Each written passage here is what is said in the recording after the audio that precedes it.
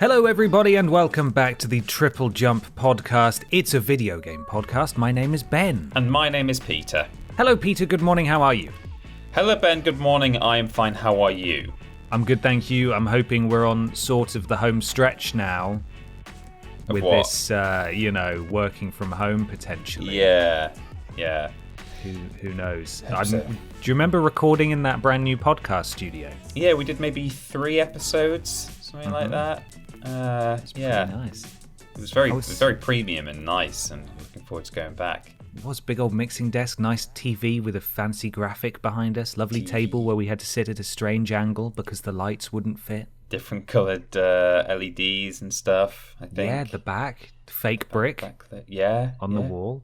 It was good. Hey, don't tell them it's fake. What are you doing? Real brick made of foam. Yeah. They are real foam bricks. They're just not. Well, they're not even coat. that, actually, because they're just flat, aren't they? It's just the face of the brick. It's not wallpaper. like this. Yeah, it's not like it's not made out of mega blocks or anything. Yeah, like that. I had a bit of a stress dream last night when I was going to bed. I was thinking about when we go back to the office. Yeah. Which, just to be clear, there is no roadmap for that. No. We're just hoping it happens this year. We just know that soon we'll have a vaccine and a microchip inside our bodies, and then we'll be okay to go back. We'll be ready to roll. Yeah. And Weatherspoons will be open. And we can all cough on each other in Weatherspoons. Yeah. But I was having a bit of a stress dream because I was thinking, I cannot remember how to operate that mixer. We only just learned, and now it's been over a year, and I can't remember which buttons to press. And I'm going to have to ask Richard Tubman to teach me again, and I'm going to feel like a bit of an idiot. I mean, given that you've not seen Richard Tubman for a year, I think he might understand that, you might have forgotten how to use that mixer. Maybe. He was going to Japan, wasn't he? Yeah, that's true. I mean, if we press enough buttons, something will happen. Yeah. It's just been a while. But yeah, at some point we'll be able to record in the same room again. I appreciate that perhaps the video component of this podcast isn't nearly as appealing as it once was. People are probably really enjoying the where we're walking, and you'll have to remove that from the running order. I know. Oh. The big ugly font. Where are we walking? We could have that on the TV in the background, though. It could just be, we could animate a different thing every week ahead of time. Oh, goodness. Doesn't that sound like fun? Yeah. Everyone would love that. But we're a little way away from that. We might get there eventually. Who knows? For now, we're recording at home in... You're not in a bedroom, are you? You have a special room. It's a spare bedroom. At the moment, there's no bed in it because we moved into this during lockdown. I was like, well, we're not putting a bed in here. This is my office. But yeah, it's a spare room. A spare room and a bedroom. And this is where we're going to do the TripleJump video game podcast for the foreseeable as we continue into the second full year of lockdown. I'm trying to remember when we actually started working from home. It was towards the end of this month, wasn't it? It wasn't like early March. No, it was like tail end of March, early April. You started working from home just before the rest of us because you went home feeling a bit queasums on it wasn't Thursday COVID, or Friday or something. Thankfully, it was not COVID. What was the? Hang on, I remember actually. I'm gonna do some quick searches now. Right. Because I did a BioShock stream from home. Let's see. BioShock Part 3. It might be Part 3. Yes, here we go. It aired on the 17th of March was my first stream from home. Wow, okay. So it might have been just before that. So we're closing in on a year. We are, yeah. There's a clip of me from my last stream from the office. You'd already gone home that week. And I say something like, yeah, I think so. Like Ben at the moment is working from home, and I think we're all probably going to be working from home as of next week for a short time or something. So it might have been the next day. For a short time, yeah. My Tuesday, when I used to stream on a Tuesday, it might have been the next day that we got the go home order. Yeah, that could have been it. Maybe you didn't come in on the Monday. I did my stream, and then I don't know. Wow, it's crazy to think about. Anyway, I had a bit of an existential crisis opening up the NHS app yesterday. And it said, there is a national lockdown in your area. And I was like, oh, God, there is, isn't there? I can't go anywhere. Forgot about that for a brief minute. I was like, just la la la la la, living in my little house bubble. Yeah. And I was like, oh, man. Better play video games, I suppose. And now it's time to talk about them. This is the Triple Jump video game podcast. Of course, we are sponsored each and every week by a very real sponsor. A sponsor, in fact, that I just realised it is my responsibility to read out, which presents some issues because I forgot. What Ben means by that, and I'll just fill while Ben has a hunt around for the ad read, is that Ben has an ad read that was emailed to us by a real sponsor, but all he's done is forgotten to print out that ad read to read now as an ad. It's not that he's forgotten to, like, I don't know, make one up or something. No, absolutely not. No. Have you got it yet, or do you need... Yes, I've got it. It's bad, though. That's okay. So, do you know how in some parts of, I want to say America, you can... It's okay to hunt the boars because they're destructive and they breed a lot. Right. Call of Duty has sponsored cleanup efforts because of the damage to farmers' crops and lands. Has it? And so, yes, they have. And it's an initiative called, I bet you can't guess it. No, I've no idea what's coming. Call of Duty Boar Zone. Oh, wow. And if you sign up, you can get some really cool night vision goggles and then just go and kill some animals. Kill some boar. Yeah, that's real. That's a real sponsor. And good. It's not real, Peter. It's not. Thank the Lord. What a relief. Don't know if you could tell that was not real, but it's not real. Of course, it is illegal to kill boar anywhere because boar are famously nice animals. I think it is in the UK, I would have thought, but I don't think it is in America. They're very polite, good boys and girls. Yeah, very the well wild behaved. Adjective that comes before is a gross misrepresentation of what they're like. They should be called polite boar, I think. I think so. Yeah. Nice boars. Although, whenever they talk about it in medieval fantasy or in historical accounts when they have feasts, how delicious did roast wild boar sound? Oh, yeah, with a big apple in its mouth. Yeah. Sitting on a plate, looking exactly like it's only just been killed. And, you know, is it edible inside? Hopefully, but whatever. Who knows? Could be full of farmers' crops. Which is precisely why it's dead in the first place. Exactly. Stupid boar. This is, as Ben said, the Triple Jump podcast, which is it's a veganism podcast where we talk about not killing wild animals and eating them. Boars are vegetarians, right?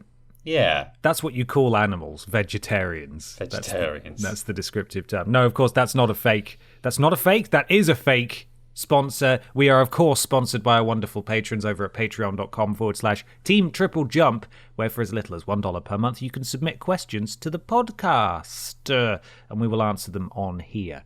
Now, we do need to decide where we're walking today. Maybe it is through a farmer's field, as if we're scouting for boar. I wonder if we've got a photo of the studio that we're supposed to do this podcast from. I don't know, actually. I mean, I think there's someone at the office. We could ask them to take a photo of the studio. Or we could just do a screenshot of us sitting in it from one of the 3 podcasts we recorded from it. Yeah, why not? Why not? Us walking across a photo of us from the studio last year. Mm-hmm. That would be nice, wouldn't it? Yeah. That's where we are. Now, the first question, Peter, from a patron, comes from... Connor Mountford. Thank you, Connor. Connor says... Hey lads, the island of Tsushima has welcomed the dev team for Ghost of Tsushima and basically praised them for bringing attention to the island's history. My question is, are there any times/places you'd like to see explored in games, it says, but it probably means games. Obviously, Assassin's Creed does this, but it's not very historically accurate. Thoughts? ? Well, thank you, Connor. Thank you, Connor. I think to an extent, the good/bad people at Ubisoft, I suppose the developers aren't as bad as the publisher, but the good people at Ubisoft would maybe be a bit upset that you said it's not historically accurate. Now, I guess, like, certainly the storylines are not, because they have Templars doing magic and, like, you know, waving sticks around and stuff. But men jumping off church roofs and not dying. Yeah, so the actual activities that go on there are not historically accurate at all, but I think a lot of work goes into really trying to use, like, reference material and primary sources and stuff to make those things look relatively believable and true to history, as from what I've seen anyway in the making of videos. But anyway, that's all by the by. However, it does lead me into one of the time zones that I would love to see more in video games. I've talked about it before on the podcast. I'm a big fan of playing games set in like Victorian, like Dickensian cities. You know, I mean, mainly London, I guess, but you know, a kind of a big, smoky, dingy, almost, I guess, not steampunk. I think there's a subgenre that's not steampunk called like gas lamp punk or gas lamp. I mean, it's a diesel punk. Well, there's lots of punks, aren't there? Diesel is like when there's like big, weird space trains going around and stuff like that, I think. But it is gas punk. Gas punk, or there's like gas lamp fantasy, which is obviously a subgenre of fantasy rather than a history. But in any case, you know, where there's like big pea soup fog in going across the cobbles in through the Victorian slums and stuff. I think it's a really cool atmospheric setting, and I very much enjoyed Assassin's Creed Syndicate for a while until I realised, hey, it's an Assassin's Creed game. I've got to run around and just kill loads of people and tail people and engage in this story about the Templars that I've never been interested in from the beginning of the series. So, you know, I'd like to see more of that. I mean, The Order 1886 was that was, again, it was like in a fantasy setting, but it was based on sort of Victorian England. So I'd like to see a historically accurate London, maybe a Sherlock Holmes game, or something like that. That'd be cool. The other one, geographically close to home, that I'd love to see, which is probably not going to happen for a long time now, off the back of the latest Assassin's Creed game, is like pre-Roman Britain.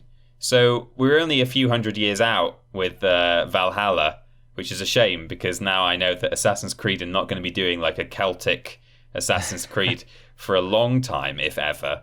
But yeah, I think like the pre-Roman religion of like Britain and Northern Europe, like Northwest Europe, is quite interesting.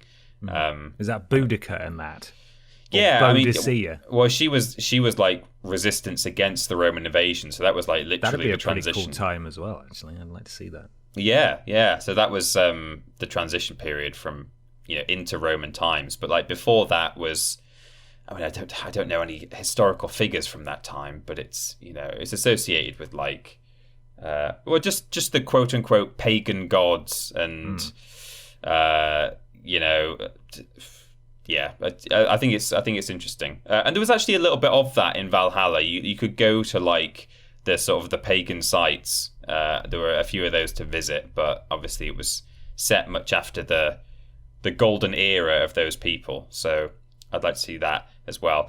The only other one I've got as well, I thought I should pick one from that's not in England. I'd really like to see a game, and I'm sure there are some, but maybe like a really big AAA open world game set like around the Arctic Circle, with like Inuit culture, and you could learn about. I know precious little about that part of the world and those people, and you know, even just putting aside the anthropology of it, I think the natural landscape up there is always breathtaking when you see it on TV, and you know, they've got some cool animals. They've got like polar bears and orcas and narwhals and walruses, reindeer, wolves. It's all interesting stuff. And you've got the Northern Lights. It'd be like Skyrim, but in the real world, and maybe better.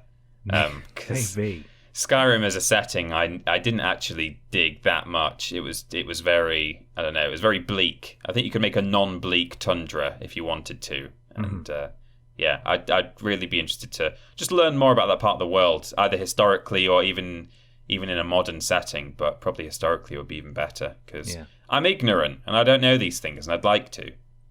Absolutely.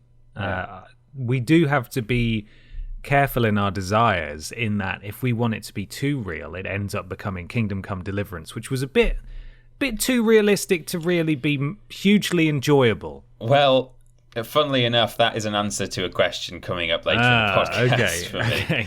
Well, we'll get to that then. But I think, as you've explored there, neither of us can pretend to be experts on various periods in time, like a lot of people. But that's why these sorts of games can be such powerful learning tools. And I've leaned more into sort of the Assassin's Creed style of storytelling in that it is set in a real time period, and it's accurate as much as a game about assassins can be, but it's still, there are elements of it being a bit fantastical to make it not that it wouldn't be unenjoyable, but even Ghost of Tsushima, plays fast and loose with the history of the Mongol invasion to make it more engaging from a fictional standpoint. Well, I guess I'm feeling that a little bit with the pre-Roman Celtic Britain thing. I think there's a kind of mysticism centered around that almost inherently that I think will be interesting to explore. Absolutely. But in that same vein, I'd quite like to see a period in African history explored. Oh, yeah. Obviously, Assassin's Creed has done Egypt, but a quick Google, because, again, very misinformed over here, reveals that there's a hugely, as you would expect, I imagine, a hugely rich history of pre-colonial empires and kingdoms all across Africa. Yeah. Many of which existed alongside and after the downfall of the Roman and Egyptian empires. And did those kingdoms interact? And how did they interact? And what were the main players there? And how did it work? And there's so much I don't know about that area of history that would be very interesting to see explored in even, as I said, an Assassin's Creed game. And I don't want to say for a second that, Japan is overdone, Europe is overdone, the US is overdone, Britain is overdone. I don't want to never go to those places in games ever again, but it would be really interesting to see a big budget AAA game take place in India, for example. There's places that are certainly underrepresented. Represented, and it would be fascinating to see those stories told and brought to a wider audience. And I'd be very interested in experiencing those, and especially with the Assassin's Creed series leaning into sort of the more spiritual and mythological elements of the time periods that they visit, exploring those zones in an African nation or kingdom or empire or what have you from a historical standpoint would be really interesting, and I'd love to see that. Yeah, that sounds good. I'd be up for that too. And depending on how far back you go, I mean, we all of humanity ultimately comes from Africa. If you want to go back thousands of years, so there's a whole, literally thousands of years where you could drop in and go, hey, this is an interesting point, or this one is, or Absolutely. Get rid of those modern day segments, Ubisoft, and then we'll talk. But really interesting. I'd like to see that. I'd like to see all of that. Take me somewhere I've never been. Yeah, that'd be good. I want to learn. Wonderful. Well, it's time for a cutting edge segment now. Is it? If you're up for it. Yeah, I suppose so. I could stretch. I'd quite like to talk about the things that we are playing in a segment called What We Playin. Whoop.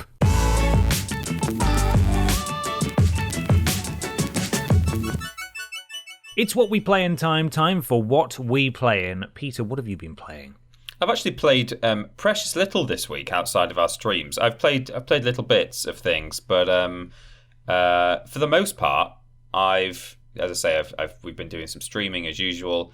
I also finished the Battlefront 2 campaign that I've been replaying on PS2 just because I saw someone playing on YouTube and I thought, oh man, yeah, I enjoyed that. I'm going to play it myself. Yeah, man, that's a fun game. It's very different to modern day Battlefront, which in some ways I'm used to now because I've played a lot of that over the past few years. But what a good game, especially for its time. Really, really good stuff. But outside of that, I played some more Jackbox the other day with friends. We've made it. I mean, it's not quite a weekly or a regular. We don't do it at regular intervals, but we just do it every so often when everyone's free. Like, oh, should we do some Jackbox this week? Man, that game, you can just hop in and out whenever you like, and it's. I don't think we've had anything. Considering we've played games of Jackbox together, maybe a dozen times over the past lockdown, we have not come across the same question or prompt, I don't think, on any of the games that we've played. I'm reasonably sure of that.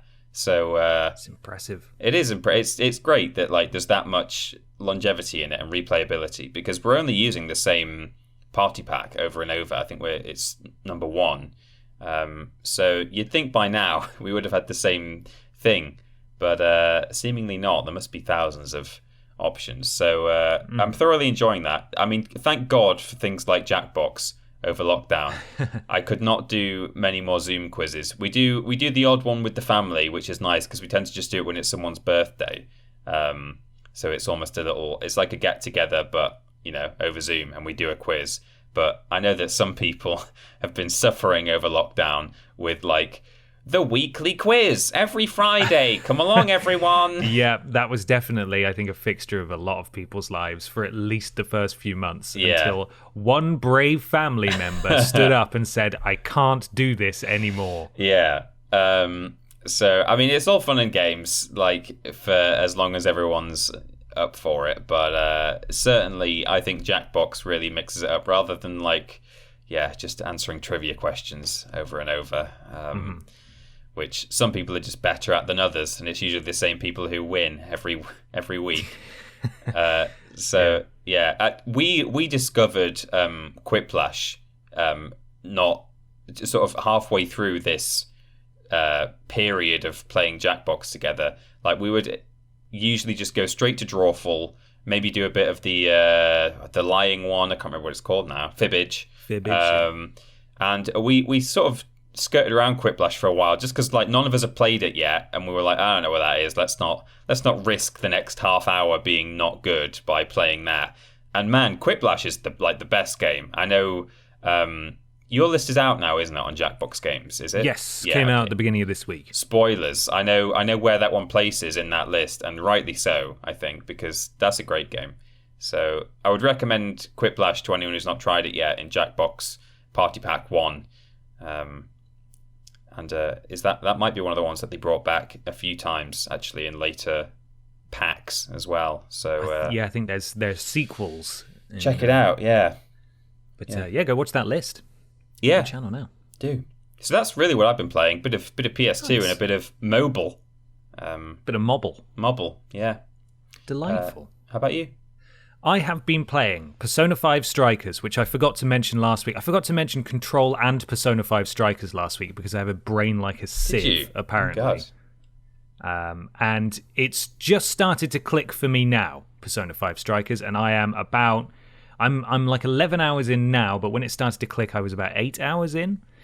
And I suppose the biggest sin that game commits, and I want to clarify that this isn't a criticism of the game, and it's not it's nothing that could have been avoided either.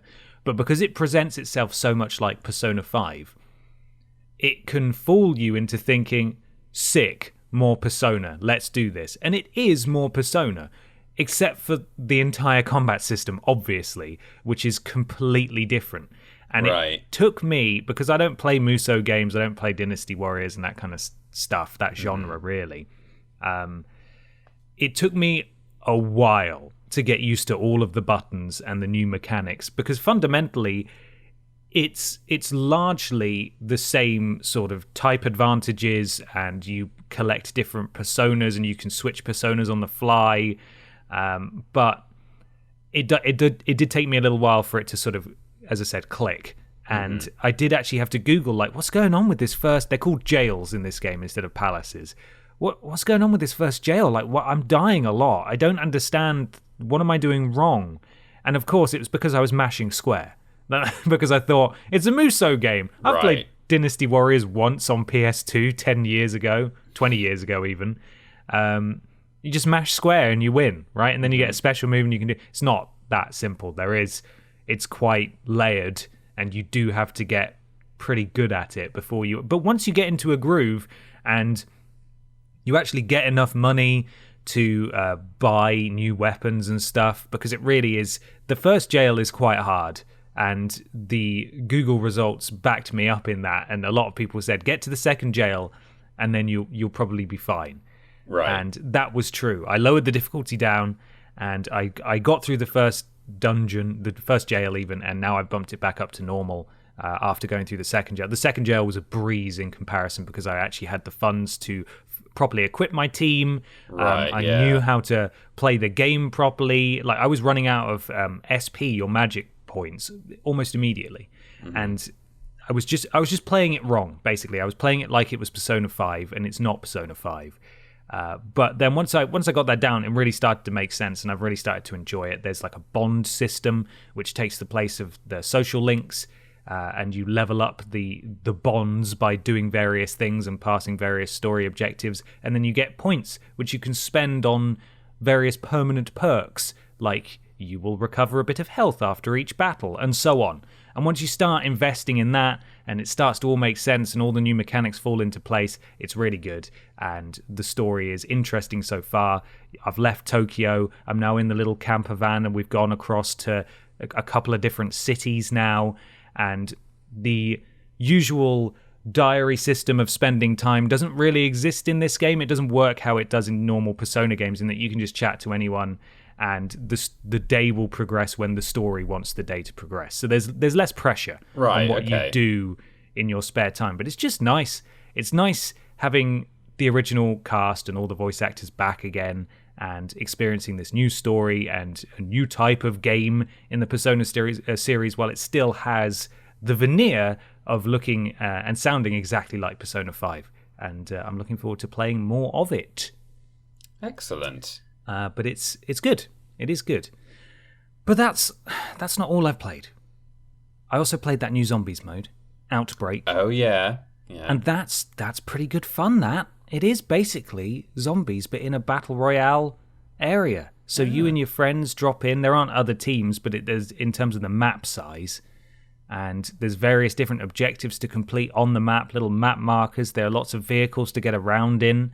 And when you're done, you can warp to the next area. But each area is so massive and so detailed, it seems kind of crazy to me that these were created just for zombies. It almost feels like maybe that's the next Warzone map, if they were to stitch it together. Right. Because they're really big. They're really big maps, and there's a few of them. But I was impressed by that, and I may play some more of it at some point. I played a little bit of We Were Here, which is a game that was free on PlayStation recently, not with Plus. They just made it free. And it's been out for a while. It's got 2 sequels out now. And it's basically an escape room game where one of you plays as the librarian who's guiding the adventurer out of their various rooms and puzzles, but you can't see each other's screen. And you have to rely on voice chat to describe what's going on and help each other through the puzzles. It's really fun, and I've really enjoyed it, and we should probably play it at some point on stream. Yeah, that stuff's always a lot of fun. It's a bit like keep talking and nobody explodes, I guess. Yeah. In a way, I mean, that's very much a high pressure situation, but I've played games before where one person has to. I think I played a Minecraft adventure map with a friend once, where you were going down parallel paths and you could each see different stuff as you went along, and you had to solve puzzles together. So yeah, that's good. Yeah. So that's a good one, and it's got a 4th game in the series coming out soon. So if I finish this one off and enjoy it, I may pick up the other ones because they're quite cheap.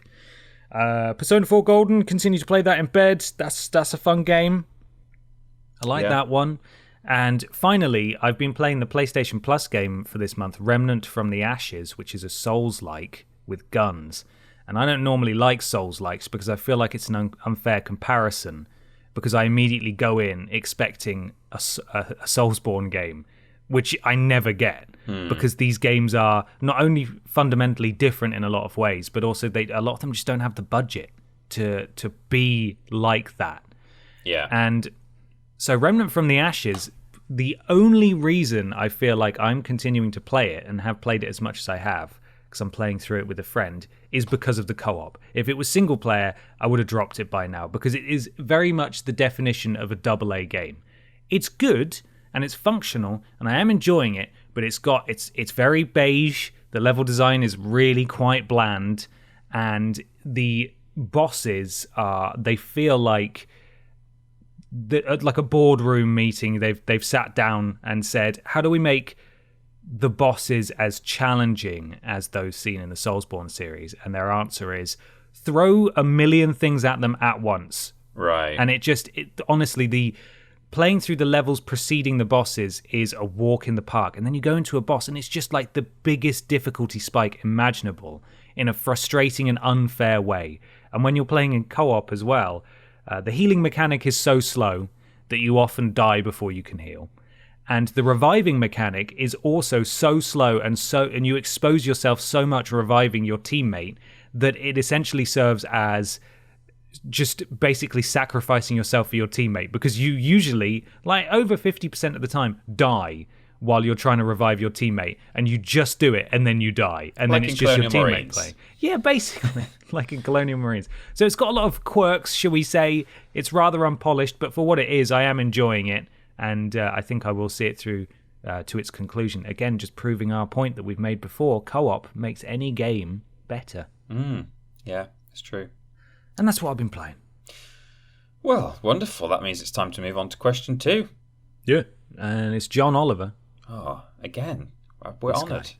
This guy says, "Hey lads, hope all is well. I was wondering if you've ever been let down by a game that seemed perfect for you. I'm a big fan of the Spider-Man comics and loved some of the earlier games we got on PS1 and PS2. However, the 2018 Marvel Spider-Man game just wasn't for me, and I can't explain why. I know fundamentally it's an excellent game, and I should love it, but I found myself disinterested in the game after playing a large portion of the campaign. Have you ever had a similar experience? Many thanks, and take care."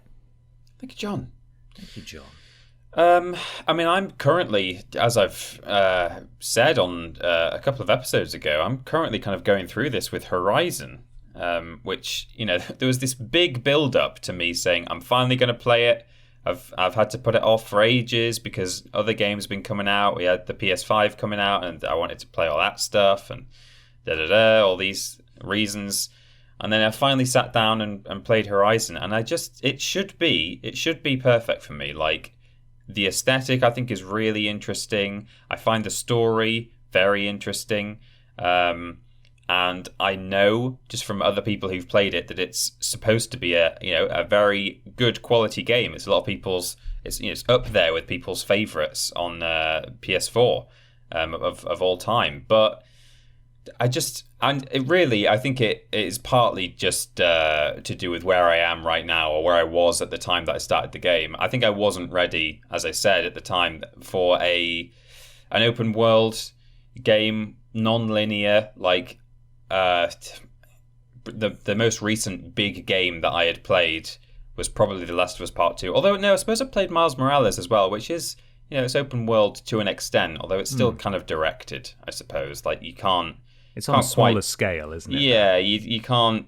I don't think you can really be overwhelmed by what's going on in New York in Miles Morales, because you can just very easily go from A to B and play the game almost in a linear fashion. But yeah, before that, I'd played Last of Us Part 2, which I thoroughly enjoyed. But I think one of the things I did enjoy about it was that it just sort of told me where I'm going next, and this is what we're doing, and follow this corridor effectively. Mm-hmm. So I found Horizon a little bit overwhelming, and I'm sure if I go back to it at the right moment, I'll get more out of it. But so that's a kind of an ongoing one. But the other thing I was going to say for this question was Kingdom Come Deliverance. Nice. So it should have been perfect for me, in that another time period I love playing in video games is sort of the medieval period, or the Dark Ages. And I didn't mention it in question 1 because there's lots of games that do that in their own way. So I don't think we need to see another one soon. But that game should have been ideal. People were talking about how it was going to be kind of like Oblivion, but set in a real world situation. And I knew going in as well that it was like very much centered around this real period of European history. It was like Bohemia, and it like involved the Hungarian like royalty or something. I don't really remember anymore, but like I knew going in that it was based on this thing. So that didn't take me by surprise, but it was just a bit... It almost felt like a survival game. I seem to remember it having lots of little bits of micromanagement. Like, I think you had to...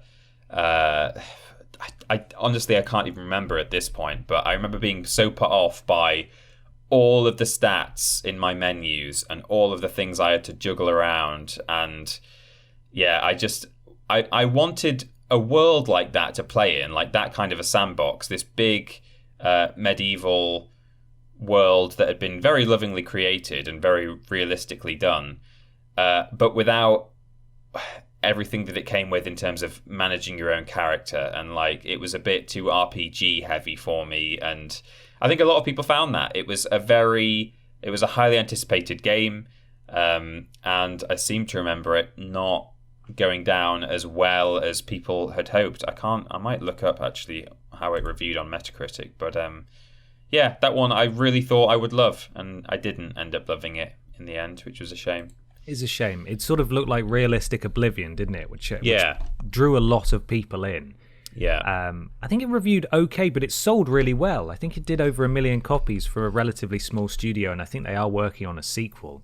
Right. But as we spoke about in the first question, I think there is a point where games like that are trying to be realistic they sort of cross over. They present themselves, when they're presenting themselves as sort of a mainstream game, they can ultimately take things a bit too far, to the point that where mainstream game players who aren't interested in the more specialist genres play a game like that can discover very quickly that it's actually not for them. Yeah. And that seemingly was the case here for a number of people. That's not to say it doesn't have an audience, and it's clearly perfect for a very specific type of RPG enthusiast. But yeah. It wasn't Oblivion, was it? No. And as much as, I agree with the comparison, I think I knew going in what to expect in some of the ways that it wasn't going to be Oblivion, but in other ways it did kind of surprise me. I'm looking at I've got it on Metacritic here. I find this unsurprising. So you're right that on PC it got 76%, which is, that's all right. It's green coloured on Metacritic. On PS4 it got a very nice 69, which is amber. Excellent. And in some ways, I can see why PC players, broadly speaking, would enjoy that game more than console players, or that console players would be a bit more disappointed with it. Because I think, although there's a lot of crossover, and there are many games that are released on both platforms to the same level of success, I think I'd like to think some people would agree with me that there are more people who play PC games who like micromanagement. And that kind of thing. Whereas there are maybe more people who play console games that prefer something with a bit more focus and a bit more direction. And actually, in some ways, that probably just comes down to the hardware. Like, it's easier to play with a load of stats and things, not necessarily in Kingdom Come Deliverance, but in, RTSs or whatever, when you've got a mouse and keyboard. Mm-hmm. And so I think there's maybe a predisposition in PC gamers to perhaps get a little more out of a game if it's got that level of detail. Whereas, it doesn't surprise me that it did better on PC than PS4. It's a lot easier to browse menus and stuff. Complicated menus filled with things. And you just get it more often in games on PC, I think, so they're perhaps a bit more used to it, people who play PC games a lot more. But it's a shame. I was looking forward to that, and it wasn't quite what I expected or what I wanted. Yeah. What about you? Well, mine, the one I put down is Sekiro Shadows Die Twice. Yeah, right. Which, as a big From Software fan, I thought, excellent, new game, new publisher for some reason, and new style of game, it looks like. Who knows? Maybe it could be my new favourite Soulsborne Shadow Die Twice game, and it was not at all. It was very different. And I think I struggled a lot because I was going into it as someone who'd spent a long time learning how to play Soulsborne games, and then it asks you to throw all that out the window. And that's all good and fine if you're enjoying yourself and you want to commit to actually learning that new system, but I didn't. And I wasn't enjoying myself. And I was really sad that I didn't enjoy myself because I wanted to like it a lot. And it's a big ask, I think, not to say that, woe is me, why doesn't the world, why aren't From Software thinking about me specifically at all times? But it was a big ask for me to have already spent the better part of a decade learning a studio's signature gameplay mechanics, only to be given a new game and told, oh, no, we want you to learn new ones now. It's like, I can't. Like, I don't want to do that, on pain of not having fun while I do it. Yeah. And so I ended up shelving that game after only playing it for a few hours and never went back to it. And I still don't, I've said several times, like, maybe I will go back to it.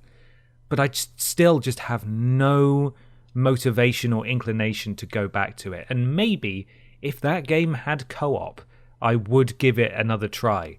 But the act of booting it up myself and having to learn this game is just not an attractive prospect to me at all. And that's a real shame, because it's clearly an excellent video game and people love it. And several of my friends who love Soulsborne games love it. And both have said you just need to stick with it and learn how to play it. And it's like, I don't want to learn how to play it, though. I've already done that with Dark Souls. Don't make me do it again. So part of me is kind of worried about Elden Ring for the same reasons. And I'm really hoping that it is Soulsborne-style combat, at the very least, so that I don't have to... I can enjoy it and not have to learn something all over again. Or I should say unlearn how to play Dark Souls games and Bloodborne games or whatever. So hopefully, especially with that leaked footage, if it's real, the Elden Ring is more of a return to their usual gameplay, because Sekiro really lost me on that front. I was in on everything else apart from the gameplay, which is obviously one of the most important parts of a game. Yeah, I just couldn't get into it, and I was frustrated, and I didn't want to play anymore, and I still don't want to play, and that's such a shame. It is, yeah. I remember thinking that at the time when you first sort of, you kind of gave your very first impressions of it, and you were like, I'm not quite sure. And I was like, okay, well, I'm sure you'll come round to it, you'll warm up to it, and then, just the more you spoke about it, you were like, still just not getting it. I was like, oh, that's a shame, because I know it's supposed to be your thing. It is. It wasn't really. From Software games are supposed to be, and now, as I've said before, I've realised that actually it's just Soulsborne games are my thing. And FromSoft can make things that I don't like, and that's okay. Yeah, maybe you should play Kingsfield. Maybe I should. Let's take it back. Or that terrible ninja game they made for the Xbox 360 as well. Yeah. Before Dark Souls. That'd be fun. Anyway, it's time to move on, Peter.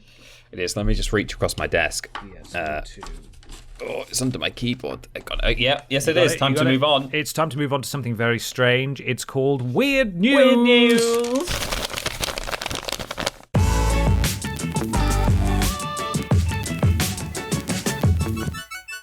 It's Weird News time for some weird video game news. Peter, you're up first. What have you got? Thank you to everyone who sent us this story that was destined for the podcast. I'm sure even if it hadn't been brought to our attention by the audience, it would definitely have made it into the podcast. There are too many people to name who sent it to us, but thanks one and all. According to Kotaku.com and lots of other outlets, this is by Zach Zviesen, or Zviesen, probably Zviesen. Bored fugitive caught by police after venturing out to buy Call of Duty. Hooray. Brilliant. Fantastic. Well done. Good move. After escaping from jail last year and hiding for months, a man in the UK was arrested after leaving hiding to buy a copy of Call of Duty, only to get caught by the police in the process. According to the West Midlands Police, 36-year-old Clint Butler, an escaped prisoner in Birmingham, ventured out on January the 13th to buy a copy of Call of Duty Black Ops Cold War. Butler had been hiding from police, as back in November of last year, he had slipped out of HMP Spring Hill Prison. Well, that's the tautology, because HMP is Her Majesty's Prison. I think you'll find. Rest in peace, in peace. Oh, dear me. Located in Buckinghamshire, where he was serving a 17-year extended sentence for crimes including robbery and firearms offences. Oh, dear. When local police spotted Butler and his friend, the pair changed direction to avoid the cops. This caught the attention of the police, who asked Butler what he was doing out and about during the pandemic-induced lockdown. He replied, "I've come to get a copy of Call of Duty because I can't sit around in lockdown," the West Midlands Police reported. Goodness, that's like he was in the room. I know. It was brilliant, wasn't it? The officers then asked for some details, at which point Butler attacked one of the officers. After being arrested, it was revealed that Butler had given the police a fake name. He received a 13-month sentence for his original jailbreak and an additional 6 months for the altercation with police. Superintendent Nick Rowe of the West Midlands Police seemed confused why Butler even came out to purchase the game, saying quite why he decided to risk being returned to prison by making the idiotic decision to come into town during lockdown with a friend to buy a video game will remain a bit of a mystery.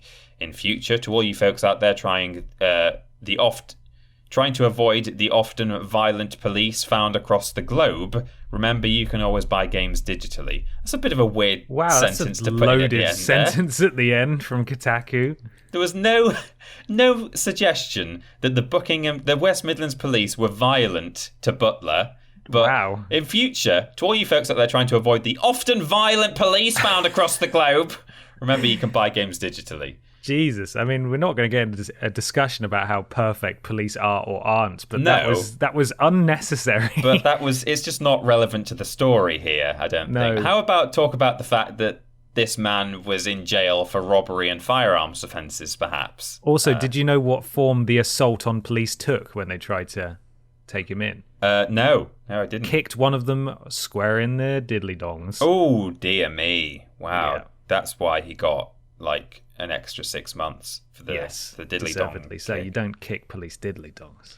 I mean, the real controversial sentence that should be at the end of this article is that clearly video games cause robbery and firearms offences, right? That's an undeniable link. Definite fact there, based on a sample size of 1. Science. Yeah. It's just science. Wow. There we go. A clever man there doing a clever thing. What a clever man. Yeah. Goodness me. I've got a news story from an outlet we have not used before. Oh, is it Kotaku? No, it's not, actually. I'm being serious. It's pure Xbox. Oh, okay. Pringles is running a gaming boot camp with an Xbox Series X up for grabs. A gaming boot camp? Okay. Yeah, this is from Daniel Hollis. If Pringles isn't out there making flavors based on fictional Halo animals, that's a link to a different article. Wow, I don't know they what do that's that? about. Then they're trying to find new ways to inspire and encourage gamers. The latest idea is what they're calling a gaming boot camp, which will see one lucky winner getting a 2-week paid salary based on the national average wage to improve their gaming skills, as well as an Xbox Series X console. To apply, entrants must be in the UK, 18 or over, and elaborate on a reason why they deserve to win in an Instagram post that will go live later this week, while also tagging @PringlesGaming and including the hashtag #PringlesGamingUK. The contest will begin on March the 9th, and a winner selected on March the 29th by gaming influencer Kaidos, I think, and an independent judge. The one who shows the most enthusiasm and finds fun, creative ways to use Pringles' signature pop, play, and eat slogan will earn extra points. That's a signature slogan. Everyone knows it. I like the order of that. It's not pop, eat, and play. It's you open it, then play some games, and then later have a snack of the open Pringles. Otherwise, you'll get greasy mitts on your thumbsticks, and then the rubber will perish, and you'll say, they made these controllers terribly. It's not about me and my weird oily fingers. Yeah. My thumbsticks are fine. Along with the competition, a 2-week gaming plan has been crafted in collaboration with a well-being personal trainer, and it involves a mixture of a specific diet, gaming challenges, and regular exercise. To be honest, we could do with doing some of these tasks, so maybe we'll join in for the fun of it. Would you like to hear about the 2-week gaming plan? I mean, I hope the diet is just Pringles every day. It was put together with a dietitian, but Pringles are on there. Right. Because of course they are. Here's the photo. I'm sending it to you now on Slack of the diet plan. You've got morning stretches on Monday morning, porridge with blueberry and honey, and then it just says gaming sessions. Don't forget to stand for 3 minutes every hour. Afternoon, lunch, harissa roasted chicken with roasted vegetables. Gaming, don't forget to stand for 3 minutes every hour. Exercise, walk, aim for 4,000 steps. Snack, crudité with hummus. Crudité with hummus. Yeah, and then for dinner you got tofu curry with brown rice. People are going to be spending the wage that they're getting for this 2 weeks on just the ingredients alone. Well, but if you look to lunchtime on Tuesday, lunch on Tuesday is leftover tofu curry with brown rice. Yummy. Exercise in the afternoon on Tuesday is just listed as full body workout. Yeah. I don't know what that is, but you do have chicken salad with crumbled feta for dinner. And then on Wednesday, you have leftover chicken salad with crumbled feta for lunch. I think, is it every day you just have yesterday's tea for lunch? Is that how it works? No, the next day you have pesto salmon with roasted vegetables, which does sound delicious.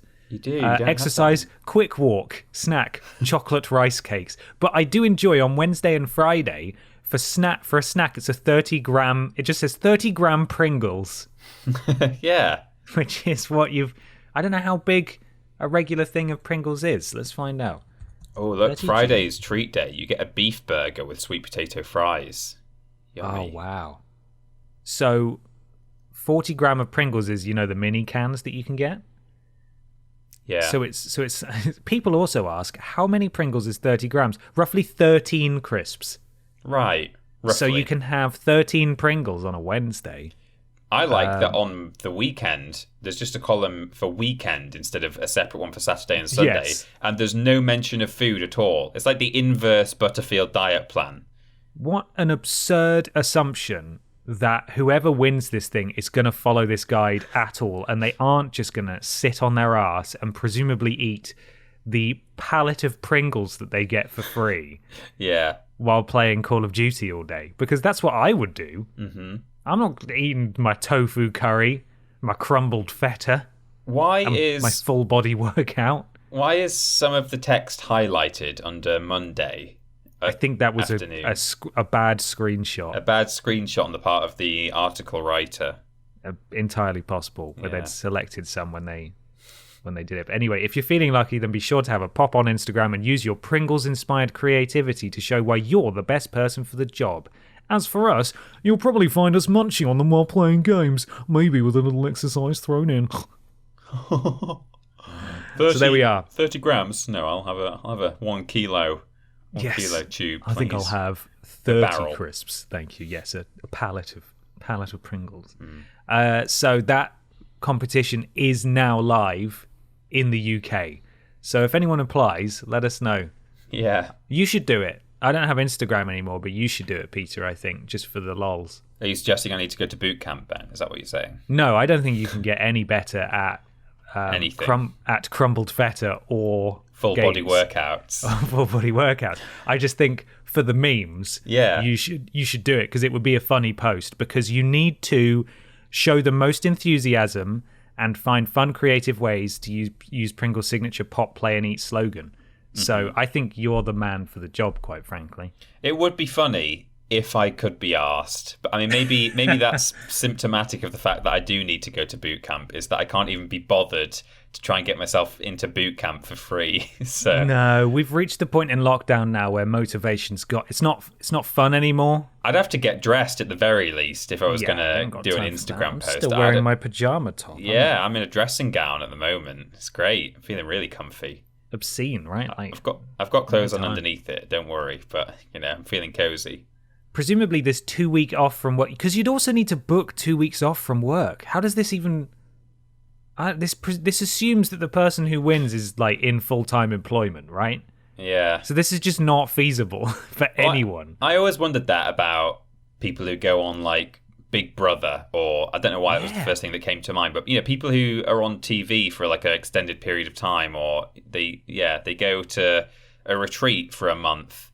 Like, I know some people take a sabbatical, but I don't think how does it work? The typical audience for a Pringles game competition are probably not going to be in an employed position where they can just say, "Hello, can I have a sabbatical, please?"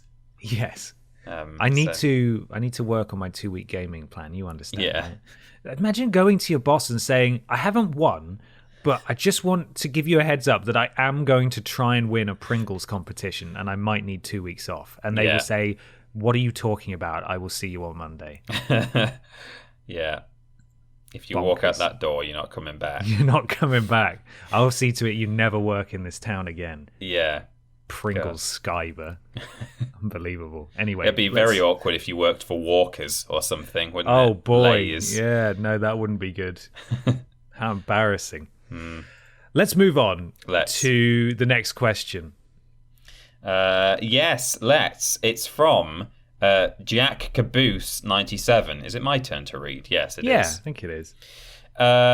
Hey guys, or girls, I hope you're keeping safe and well. I was watching a video about a blind gentleman completing Ocarina of Time and then in parentheses it says, unrelated, obviously, I saw a debate about Control's accessibility settings and how you can platinum the game in a sort of God mode state. Not to mention, finally, Last of Us 2 receiving heavy praise, and rightly so, for its inclusivity and accessibility. My question to you is, currently, do you think games are doing enough to include the disabled community? And what do you foresee the future? What do you see for the future in this regard? Thanks, guys. Love the content. Even have my own Billy Ray Walrus who sits next to my PS5. Wonderful. Thank you, Jack. Thank you, Jack. Hope your caboose as well. Yeah. So this is. I think we talked about this in our discussion of The Last of Us Part 2 in Games of the Year. I think I brought this up, saying that that was something that is people aren't talking enough about. Is the level of like the different options for accessibility in that game are fantastic. And I remember playing another game recently. I suppose it must have been Miles Morales, because that's kind of the other kind of big scale game that I've played that had similar options. Maybe it wasn't that game, but anyway, I've played a recent AAA title that had a lot available in terms of they do like different color options to like really highlight like enemies against the background. So it's like they turn the background mostly like one kind of plain dark color, and you have like red figures moving around, things like that, to aid people who are visually impaired, for example. There's all kinds of things. I think they do lots of like audio-based stuff as well. You can change subtitle font size on a lot of games now, which is good. Mm-hmm. So I think, in answer to the question, I think finally, sort of only just, I think enough is starting to be done to include disabled communities in gaming. I know there's a limit to what you can do on a mass scale for people with perhaps very specific needs, perhaps in terms of mobility and so on. But on the other hand, it's good to know that there are excellent charities out there like Special Effect that do controllers that allow you to like use eye movement or different parts of your body if you've got like a difficulty moving your fingers, perhaps. So although that's not the kind of thing that can be very easily catered for just by a developer and publisher with every copy of a game, there are certainly options out there. I think that, it's now starting to get to a place where lots more people are able to enjoy games who ordinarily wouldn't have been able to, even just 5 years ago, certainly 10, 15 years ago. This thing about the God mode thing for completing Ocarina of Time. Control, sorry, yeah. So is that like, if you enable certain accessibility settings, it will allow you to platinum the game very easily? It's essentially, yes. You can go into the options, and I did try it because it does make you feel like a superhero, and it's pretty fun. Right. You can just turn off damage. You just don't take damage anymore. Right. You can turn on a thing so that like one bullet will kill an enemy. Okay. So you can walk into rooms and just like fly around like a god and just completely destroy everything. And you can turn on like snap aim so that you when you aim it like just snaps you onto the next enemy. It's really cool. But yeah, they've not disabled trophies like they would in, say, I don't know, like a GTA when you use cheats. Enable cheats, because it's not technically a cheat. It's an accessibility mode. And yeah, people will use that to get platinum trophies, and the debate will rumble about grumble. It's not really in the spirit of things. What's to stop people from just using it to cheat and stuff? It's like, the question that it all comes back to is, does that matter to you really that much that you would deprive someone of that mode that if they needed it? Like, I don't think it's that important. Yeah, I agree. I feel like, for one thing, I think trophies are far more about personal achievement than like, I don't think that many people look at other people's trophies and really, I mean, you might go like, oh wow, okay, nice, you've got like a lot more platinums than me, and then that's it. That's like, it's a single thought, and then you move on with your life. But no one really looks at someone else and goes, wow, you've completed Control and got the platinum. Can I be your friend? Yeah, so it's not multiplayer ultimately, is it? Yeah, so it's a lot more about your own achievement of feeling like, wow, I did that. So really, it's just your own honor system. Like, if you want to feel the sense of achievement, like I did that myself, then you won't enable that mode if you don't want to play with that mode. On the other hand, if you're not bothered, you can enable it if you like and do it, and that's fine. In the same way that some people, might look at a guide to find hidden collectibles. Like, I've been doing that on my my Haven streams recently, because you have to like. There's an optional collectible you can get, and there've been times where I've got like 4 out of 5, and I'm like, oh, if I leave this area, I lose them all. You have to do it all in one visit. Right. And I'm like, I don't want to leave this area and come back and have to get those 4 again. So I'm going to just look at a guide and find where the 5th one is, So it's all just your own choice. I don't think people need to worry about that at all. That's silly. No. So, yeah. No, it's fine. As I said, I don't think, as long as it's not negatively impacting other people's experience, say in a multiplayer setting, then it's not a problem. It's not a problem. Yeah. But yeah, neither of us are really in a position where we have to make use of such features. No. So we can't. Neither of us can speak on it from a matter of personal perspective or experience. But as you've said, things certainly seem to be improving. Yeah. It's seemingly becoming the norm among most SIE first-party games. Yeah. So all of Sony's first-party stable, including The Last of Us Part 2, have quite extensive accessibility settings in them. Microsoft has produced a special adaptive controller for the Xbox. You can buy that, and it's I think it was designed in collaboration with, I can't remember the full story. It was last year, maybe. I think perhaps some guy's or some kid's dad made it for their child, and then Xbox saw it and worked with them, and now it's in full production. You can buy one to use. Special Effect, as you mentioned, is a charity that works tirelessly to make controllers and control schemes for specific disabilities, and there are still a lot of big games that don't offer as many options as they perhaps should. And then when it comes to smaller developers and studios, the extra time and manpower needed to come up with and implement these sorts of solutions might not always be possible, just from a time constraint or a budget constraint and so on. But that, of course, is going to get cheaper and easier across the board as the bigger outfits like Sony and Microsoft normalize inclusivity in the ways that they are. So while it's not perfect, we're on the right track, and things, at least from the perspective of someone who doesn't have to make use of such features, it seems to be getting better. There seem to be more of them, certainly. Yeah, and I've got to imagine that some stuff is very easy to implement, and it really should be in every game almost. Subtitles, at this point, for example. Well, yeah, subtitles even just being an option like throughout the game. Sometimes it's like you can only get them in cutscenes, or they might be really tiny text and they should be a lot bigger because some people struggle they might have like a visual impairment as well as a hearing impairment.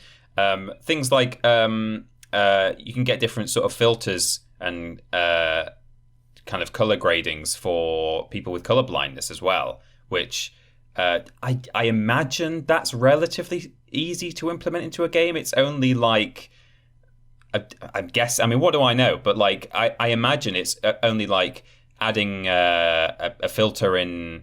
You can unlock sometimes at the end of a game like a sepia mode, or like a really pop saturated color mode where it's all really bright, and there must be I think it has got to be fairly straightforward to just put some stuff in there that says, okay, well, these shades should actually be changed to these shades so that they're easier to see. And, so there are things that I think really there's not much of an excuse anymore for them to not be included. So we've still got a way to go, because not every game is doing this, and every game should be doing this in terms of, as you say, subtitles and some of the other things that must be simple to implement. But it seems to be going in the right direction, which is a good thing. Absolutely. And if you're making use of these features, reach out. Let us know how you're finding them. How have things improved in recent years? We'd love to hear from you. Let us know. Mm-hmm. Yeah. Peter, it's time to move on to something rather large. It is. It's the big discussion. Big discussion.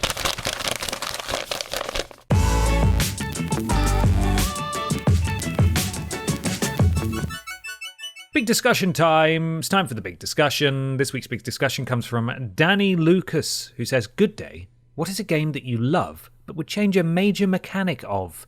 I've been playing the Final Fantasy VII Remake and love it, but I've never been a fan of Square's action battle systems, and this dislike continues with the remake. I feel like they could have done something really cool with a modern turn-based battle system, such as what Persona 5 did. Cheers." Really just several questions bashing on Ben's favourite games this week. That's fine. Yeah. Don't worry about it, Danny. I understand that, though. Like, Persona 5's battle system, while turn-based, is a really good turn-based battle system with lots of nuance and skill in terms of, doing it right. And it's flashy and it looks cool. And I really liked Final Fantasy VII Remake's battle system.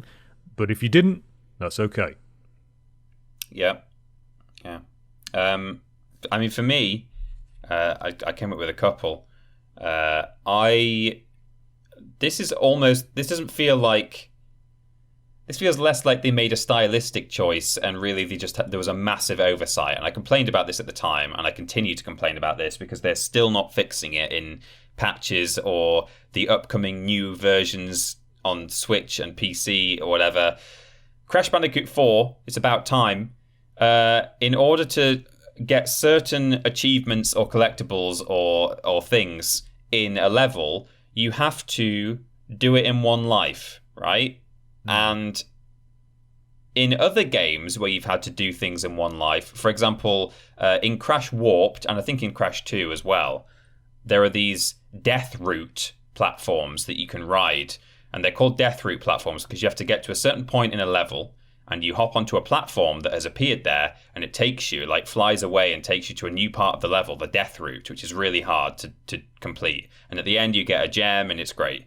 Now, if you die while you're trying to get to the death route platform, if you've not got any checkpoints yet, and it takes you back to the start of the level, right to the beginning, I believe the death route platform will still be there if you just keep dying and going back to the start like that. It's only if you grab a checkpoint between the start and the death route platform that it disappears, because that makes sense. You're supposed to get there in one go. But if you're respawning right at the start of the level and get there in one go, you're getting there in one go. In Crash 4, however, if you die, it adds 1 to your death counter that they added into the game. They've got that death counter now. And all the things that rely on you completing the level in one go out the window, and you're not allowed to do it. So you have to reload the level, and the loading screen is really long and annoying. And that's it, really. You have to sit through a massive loading screen unnecessarily. Just let me not hit any checkpoints on the way there. And if I die and get sent to the start of the level, then it counts as me doing it from the beginning, for the love of God. It's really irritating. The fact that it already exists as a mechanic in previous games that were made in the 90s, and they didn't implement it. And they've still not patched it in, even though I'm sure lots of people have complained about it. Outside of that, I would just say that in the Spider-Man games, both Marvel Spider-Man and Miles Morales, I didn't like playing as... Well, actually, this isn't relevant to Miles Morales, but in Spider-Man, Marvel Spider-Man, I didn't like playing as MJ or Miles. Okay. Thought it was a little bit tedious. I didn't mind doing it the first time playing as Mary Jane. I was like, oh, this is cool. It's like a little bit of it's like a stealth thing, and you have to like distract your enemies, send them one way, and sneak around and go a different way. But I could have really done with doing it once and then never doing it again. Like I would rather just play as Spider-Man. Thank you. That's fair. And then the only other thing I've got, it doesn't really count, so I've just left it till the end. It's a game that I don't love, but I would love if they changed this major mechanic, which is Jak and Daxter is another game that I ought to have really liked, but I didn't because it was non-linear. And I'm so used to my 3D platformer games from that era being relatively linear, either entirely linear or relatively linear. And Jak and Daxter felt way more open world to me. Admittedly, I didn't play much of it because I kind of switched it off very quickly after, I don't know, an hour or two. But there were some very large open areas there, and I just felt a bit overwhelmed. When it's a collectathon, I don't like it. I don't like collectathons in a large area, I think. I prefer it to be more, the odd branching path maybe, but mostly corridor-based games, if possible. So, yeah, those are mine. What about you?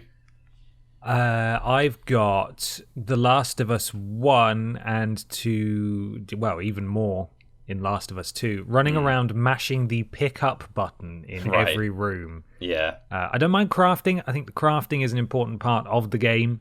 Yeah. But scouring every room or feeling an obligation to scour every room dutifully is not fun and takes a lot out of the experience. I'm not really sure what they could do about that. Maybe just, instead of hiding stuff in drawers and cupboards that you have to open one by one, maybe just video gaming them a little bit and just putting them in like chests or boxes, and you just look out for a box. Yeah, make stuff glow a little bit if it's sitting on a table, so you can just see that it's there, and therefore if there's not a glowing thing on that table, you don't have to run over to it and check to see if there's a thing. That was one of the accessibility modes. You could make those items glow yellow. Oh, could you? Right, well, there you go. That's probably worth enabling. On my Platinum run, I played through my second playthrough when I had to collect all the stuff with that on, because it just makes spotting them so much easier. Yeah, I would do that, probably. I agree. But yeah, that was annoying. I spoke about it at the time. Really hurt my thumb. Like, my thumb really hurt. Just, like, running along the edge of every surface, mashing the same button, square or whatever it was. The Dark Souls series, and to a lesser extent Bloodborne. This isn't a major mechanic as much as it is a major annoyance, but the wall collision detection is so off in those games, especially in tight corridors or buildings. Weapons, and if they're of a certain size, then they will hit the wall every time. But when you swing your weapon at an enemy, it just bounces off the wall. It just goes dung, and you don't hit them. You just bounce off the wall over and over again. And enemies can clip through the environments when they swing at you, and it doesn't matter. But you, when you swing at them, ding, and you just bounce back like an idiot. And I just hate that. That doesn't need to happen. Yeah. Stop that. If they can swing through walls, I should be able to swing through walls. Don't make me run through a corridor, like a tunnel or whatever, and have me bounce. Put enemies in it. It's just unfair. Like, I can't hit them most of the time. You have to, like, hug the very left of the wall to give your right arm enough clearance to maybe swing properly. It's just not good. Don't like that. Finally, I'm sure you'll agree with this one, or maybe you won't. Fallout and Elder Scrolls being over encumbered. Terrible. Boring mechanic. Yeah, I hadn't thought of that one. Boring, rubbish. It's already a fantasy RPG. Don't make me manage my inventory like that. That's not fun. I don't enjoy it. And if anything, if they really wanted to include some kind of mechanic that stops you just hauling loads and loads and loads of stuff, just don't make it that I can't walk or fast travel. That's ridiculous. Just give me a debuff or something and that says, like, okay, temporarily, like, while you're waiting to, like, go back to town and sell all this stuff, your stamina is halved. Yeah, your stamina's halved, or, you know, your attack damage is minus 15% or whatever. Like, just do something like that. Don't make it that I can't, because the one thing you want to do when you've got loads of stuff is go, all right, I'll just head back to town and sell it. But that's the one thing you can't do when you've got loads of stuff, because you can't walk or fast travel. So they literally make it impossible to easily remedy the issue that they are trying to stop you from doing. Like, it's so backwards. It is. And I know you can get perks to make your ammo and aid, food and so on, weigh nothing. Yeah. But to be honest, it should just weigh nothing. Yeah, it should. Ammo should weigh nothing. Don't want to have to pick how many flipping stim packs I'm bringing with me. That's stupid. Or wheels of cheese. Like, I know it's absurd. You shouldn't be carrying any wheels of cheese in an Elder Scrolls game. So let me carry as many as I want. Yeah. Doesn't matter. Yeah. There we go. There's one that I thought of that I didn't know necessarily if you would bring it along, but I know that some people really don't like, which is the hacking in BioShock with the pipes. Oh, I got really good at that game. I like that game. I'm not too fussed, yeah. It reminds me a bit of the Wallace and Gromit train game, so I'm all right with it. It is a bit. Didn't they change it up for 2? It was slightly different in 2, wasn't it? You had to stop a needle. Oh, did you? I don't remember that. I can't quite remember. I can't remember because I played them in quite close proximity to one another last year, and I seem to remember the hacking game changing slightly. I definitely preferred the pipes from BioShock 1, though. Yeah, I did like that. But there we are. Basically, what you do in Spider-Man hacking as well, isn't it? Really? Yeah. Or similar. Yeah, I suppose it is. Again, people hated those. I didn't mind them. I quite liked them. I didn't mind that. You didn't have to do them if you didn't want to. No, there you were didn't. Like a couple of it's occasions just a tutorial you had to, one. But, yeah. All the story ones you did were really easy, but the optional ones got harder. But I quite like them. Yeah. Anyway, let us know how much you hated those things as well, or how much you love them. Yeah. Reach out. Let us know in the comments, on the Twitters, and all the places that Peter's about to describe and tell you. Well, they're all just Team TripleJump. Our content goes out on YouTube and Twitch. YouTube.com and Twitch.tv, I should say, / Team TripleJump. We put videos on YouTube, of course, and we stream on both of those platforms. Remember, if you've got Amazon Prime, one of those benefits that comes with Amazon Prime is a free or an additional Twitch sub that you can just use. It won't cost you anything extra, so consider spending that on us if you like. You'll get all the normal benefits. We will benefit from it in the same normal financial way. And it's just bundled in, so do it. Why not? Thank you, Lobrotovich, Mazdadactyl, and Trowling Badger for modding when we are streaming on Twitch and YouTube. We've got social media at twitter.com and facebook.com / Team TripleJump. Luke looks after Facebook and does a great job. We've got a Patreon, patreon.com / Team TripleJump. You can use that to ask questions on this podcast. You can get Worst Games Ever early. You can do lots of other things. Go and check it out. There's lots of tiers. They're all very interesting. We've got a Discord. A little quick link to get there is bit.ly / Team TripleJump. Jack and Joe are the mods over there, keeping it clean and safe and happy. The podcast, if you're watching on YouTube, can be acquired in audio form via play.acast.com /s / TripleJump and all the usual podcast outlets as well. The website is triplej.mup. That's triplejU.mp. You can go to triplej.mup / VODs to watch all of our VODs, which are going on YouTube, separate channel. And on that channel, Pat is putting together weekly highlights. But don't go to the old shop. Go to triplejumpshop.com. That's a new URL. We've had it for a few weeks now. There's still the bits of the first drop available there. And I'm sure there's a new drop coming soon. So you can follow at TripleJumpShop on Twitter to stay up to date on that. Yeah, new merch, new shop. It's great. Absolutely. You can follow Peter on Instagram, where he'll soon be applying for a Pringles scholarship, and also on Twitter at @ThatPeterAustin, and myself just on Twitter at @confused_dude. We do lists every Tuesday and Thursday, streams every Monday, Thursday, and Friday. Thursday being the joint stream, Blaze It on YouTube. Monday and Friday being the solo streams on Twitch. First Games Weather is definitely what I didn't mean to say. Worst Games Ever is fortnightly. Friday for patrons, Sunday for everyone else. It is not a Worst Games Ever week this week. The podcast is every Saturday. We do shows, one every other week or thereabouts. Leave a review on iTunes, etc. It helps something to do with Al Gore's rhythms. We do appreciate it. Out this week, we have a new What It Means to Me, this time with Owen, editor extraordinaire from Cultaholic Wrestling. And you've probably seen his streams with Jack, where they manage the Cultaholic FC football team. Yeah. And he's here to talk all about Gears of War 3. It's a good video. It is a good video. I enjoyed it. Good story. A happy tale. Absolutely. But Peter, there's one other place you can go because we have some relatively big news, right? That's right, actually. So if you go to the website that we just mentioned, triplej.mup, there's a tab there for careers that is sometimes populated with ads, but mostly not because we're not constantly advertising. However, we're about to. So if all goes to plan, we will have job ads up there for a video editor, perhaps a writer. We're still working that one out. Probably, maybe, we'll see. but certainly, I think, a presenter, which is something we've not advertised for before. So that's very exciting.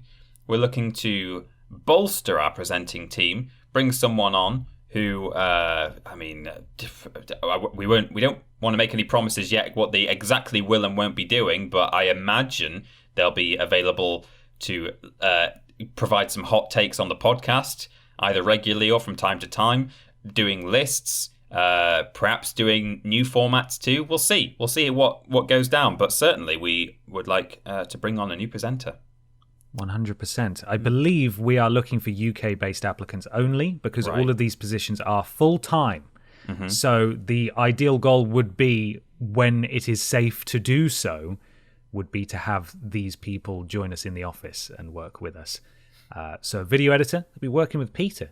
Yeah. Full-time writer, be working with me. A presenter will be working with both of us and all the team.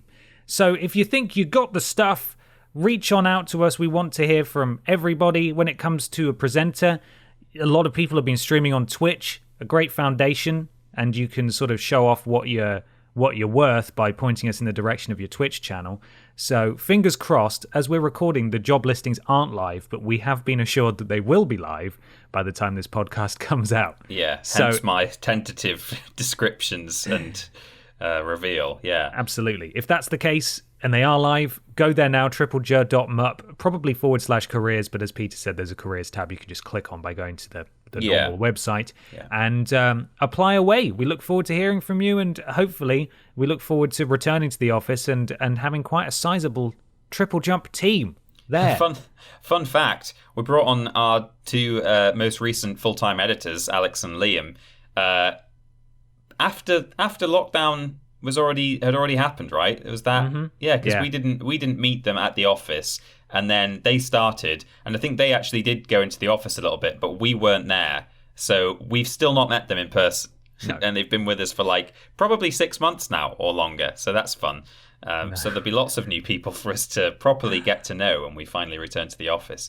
Should also say as well, you mentioned Twitch channels are a good way to show yourself off if you're wanting to apply for the presenter role. Also, of course, if you've got a YouTube channel or you've done YouTube videos, link us to that. And I'm sure there'll be more detail in the brief on exactly what we want to see from you, because perhaps you don't have a Twitch or YouTube channel, but you do think that you've got what it takes. And so, I imagine, again, the advert hasn't been written yet, but I imagine it will say, just put something together, like whatever you want, just to show off what you can do. So don't worry if you've not got a YouTube channel or a Twitch channel, because you'll be able to just make a thing to show yourself off. Of course. Yeah. And as always, with any job, we would urge those with experience to apply. Yeah.